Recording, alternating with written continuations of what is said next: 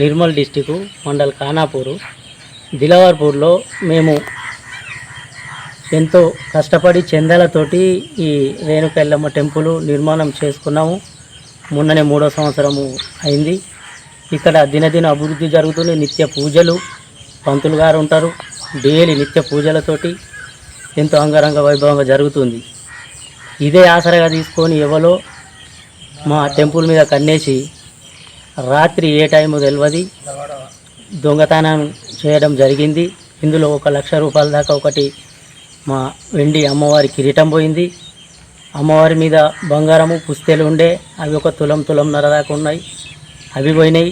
ఉండిలో ఎందరో దాతలు బాగా వస్తారు కాబట్టి ఇప్పుడు సంవత్సరం అవుతుంది, మేము ఇప్పటికి తీయలేదు.